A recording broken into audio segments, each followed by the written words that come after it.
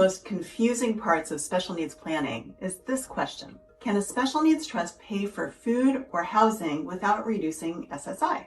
To answer that, we need to understand something called in-kind support and maintenance, or ISM, and how the Social Security Administration treats food and shelter expenses. The rules have changed recently, and that's good news, but shelter expenses can still reduce SSI if they're handled incorrectly. In this video, I'm going to explain how the ISM rules work, what changed in 2024, how housing affects SSI benefits in California, and how tools like ABLE accounts can help avoid unnecessary reductions. And for more practical guidance on special needs trusts, SSI, and Medi-Cal planning, I invite you to join our free monthly newsletter using the link below.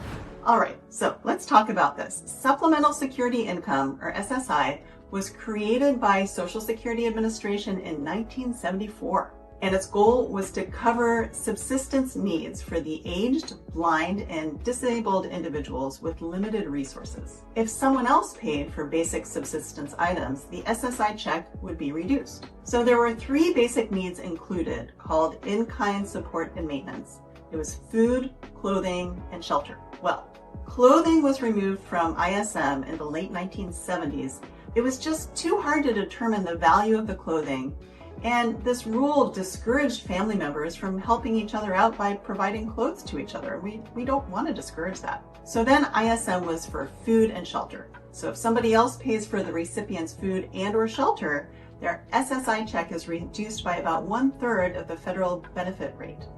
In 2026, the federal benefit rate is $994 a month. So 1/3 of this is $331. So in California, the maximum SSI payment in 2026 is $1,233.94. So your SSI check, if you're receiving the maximum amount, it would decrease by $331, so that would be $903 a month. So from the 1990s to the 2020s, there was increased criticism of ISM rules. They said that it discourages families from supporting one another, and it's very expensive to administer and keep track of compared to the dollars that are actually saved by the policy. If any of you have ever received SSI and you've had to report where you received all your food, if you ate at someone's house, if you paid for your own food, if someone else paid for you for an entire year, it's a total pain to report.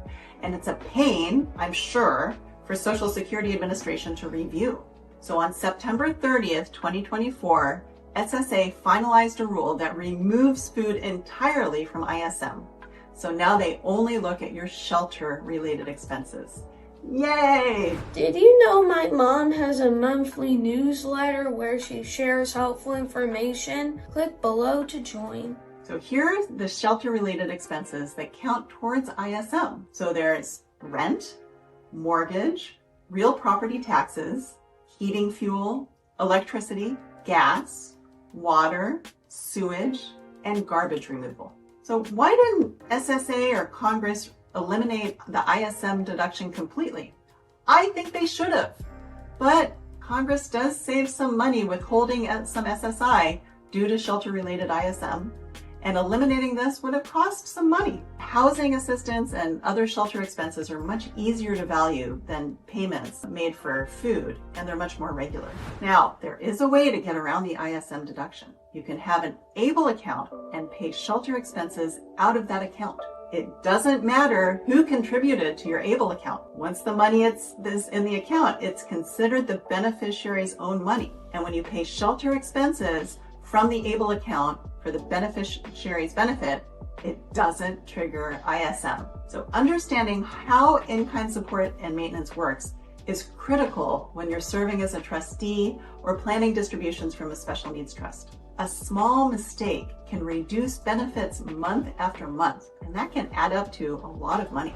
If you'd like to better understand how ABLE accounts fit into the strategy, I recommend checking out our playlists on ABLE accounts and public benefits. You'll find a lot of great information there. And if you'd like to talk with our team at Cookman Law about special needs planning, you're welcome to schedule a consultation using the link below. If this video is helpful for you, share it to someone else who might benefit from it.